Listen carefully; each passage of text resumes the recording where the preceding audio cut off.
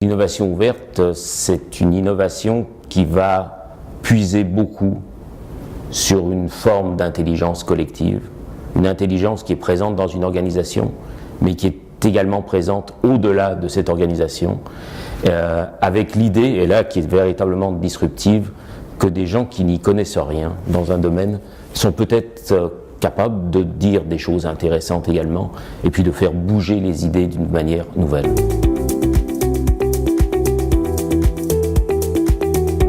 Mon nom est Pierre Ballefet, je suis professeur ici à HEC depuis un certain nombre d'années déjà, une vingtaine d'années.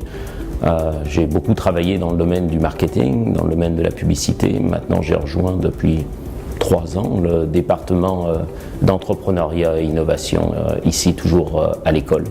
Puis ma spécialité c'est véritablement les nouvelles formes de marques, notamment les marques entrepreneuriales ou les marques que l'on nomme un peu disruptives.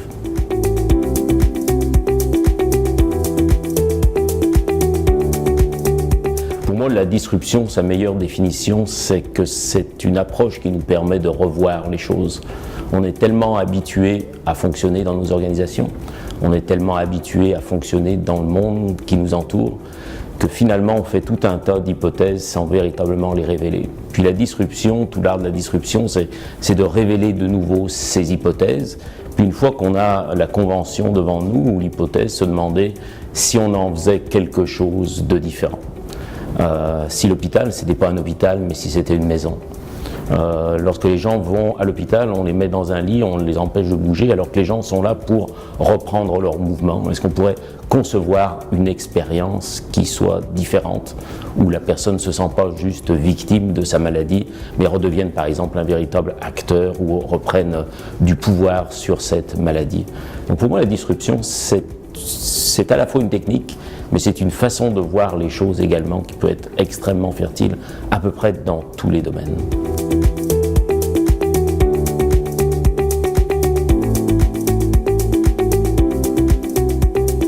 C'est sûr qu'il y a certains obstacles qui sont des obstacles d'ordre juridique ou des obstacles légaux lorsque l'on partage des choses, lorsqu'on partage de la création, de l'intelligence, ces enjeux sont toujours présents.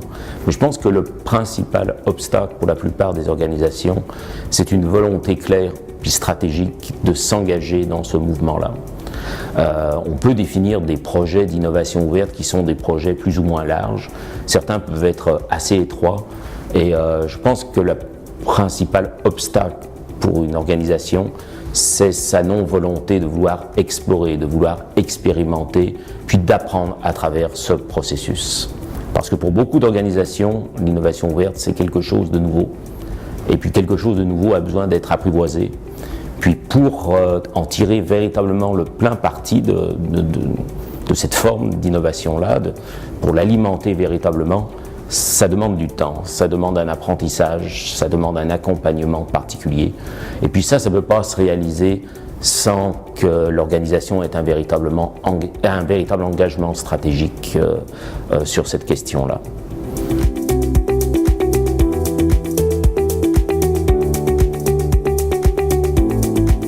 Pour moi, si on oppose entrepreneuriat et innovation ouverte, c'est vraiment une fausse perception.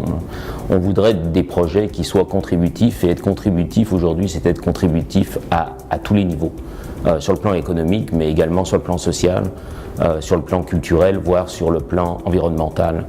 Donc je pense qu'on est dans une époque où on essaye de dépasser les faux compromis que l'on a fait parfois entre par exemple la rentabilité économique et puis l'impact social. Est-ce que l'on peut construire des choses qui dépassent ces compromis-là? Puis la façon de dépasser ces compromis, c'est de mettre des gens ensemble qui ne se ressemblent pas. Une entreprise, c'est une aventure collective. Donc pour moi, il n'y a pas de distinction fondamentale entre le projet d'un quartier dans une ville, un projet de nouvelles boissons alcoolisées dans le domaine de l'entrepreneuriat, ou bien le projet d'une troupe de théâtre. Tout ça, c'est une aventure. Puis c'est une aventure humaine. Puis cette aventure humaine, elle va se construire de manière riche, aujourd'hui dans la mesure où elle demeure ouverte. Je pense qu'on commence à faire de l'innovation ouverte lorsqu'on en identifie un certain nombre de problèmes autour de nous. Et Dieu sait que c'est facile, parce qu'on vit dans un monde où les problèmes sont très présents. On vit dans un monde qui est à la fois très avancé sur bien des domaines, mais également extrêmement archaïque sur d'autres domaines. Donc je pense que tout le monde a cette perception-là que le but n'est pas juste de faire les choses de manière différente, c'est de les faire mieux. Puis on vit dans un monde, la caractéristique de notre monde, c'est qu'il est absolument transparent. Donc si on veut faire les choses mieux, le processus que l'on suit pour créer ces choses-là, en lui-même est essentiel. Puis il doit parler par lui-même. Pendant longtemps, dans mon domaine, en communication marketing, on parlait de storytelling, construire son histoire, etc. On parle de plus en plus de story doing. Okay? Arrêtez de parler, faites les choses. Puis si vous les faites suffisamment, de manière sensée, vous n'aurez même pas besoin de parler, les choses vont parler pour vous. Et ce que, au fond, notre capacité d'action dans une société dépend beaucoup de notre capacité à mobiliser des gens autour de notre projet. Puis ça, c'est vrai dans le domaine des affaires, comme dans le domaine culturel, comme dans le domaine social, dans le domaine environnemental, politique. Il n'y a pas de domaine qui échappe à cette dynamique-là. Aujourd'hui, exercer un leadership, être en pointe, c'est pas réaliser quelque chose tout seul, puis partir seul de l'avant, etc. C'est réussir à créer une dynamique qui engage une communauté.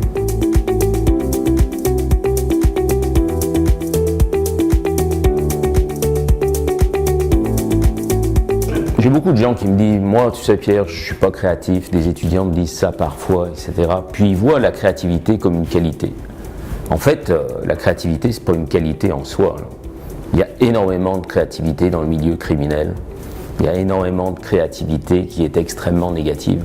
La créativité, ce n'est pas une qualité en soi, ce n'est pas une qualité individuelle non plus. Okay? La créativité, pour moi, c'est un outil. Donc quelqu'un qui me dit je ne suis pas créatif, c'est comme s'il me disait je ne suis pas un marteau. Ça n'a pas de sens pour moi. Okay? La créativité, c'est un outil, elle est à disposition. Puis lorsqu'on discute avec quelqu'un qui dit je ne suis pas créatif, au bout de 2-3 minutes, je trouve toujours un point de créativité. Il n'est pas toujours là où on l'attend, ça peut être le jardinage, ça peut être la façon dont il transforme son automobile, ça peut être la cuisine, ça peut être...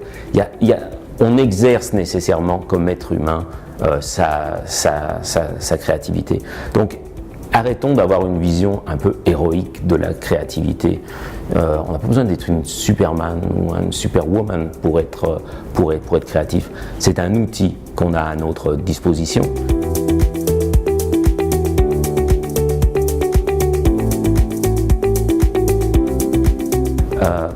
Il y a quelque chose de très particulier, c'est que tout le monde quitte ce projet-là en s'étant enrichi. Donc on a créé de la valeur pour tous les gens qui sont présents. Il y a cette volonté également qui est presque toujours là de poursuivre les choses, de rebondir sur quelque chose. Et moi je trouve ça très intéressant. C'est assez rare les occasions que l'on a de s'investir véritablement dans un temps relativement bref et de voir naître un certain nombre de projets qui nous enrichissent considérablement. Puis ces projets, certains vont se réaliser, d'autres ne se réaliseront pas, mais il y a une chose qu'on n'enlève jamais aux participants de ce type d'initiative-là, c'est tout l'apprentissage qu'ils ont fait au fil du processus, c'est tout le bagage qu'ils en retirent. Et ça, c'est quelque chose d'extrêmement précieux.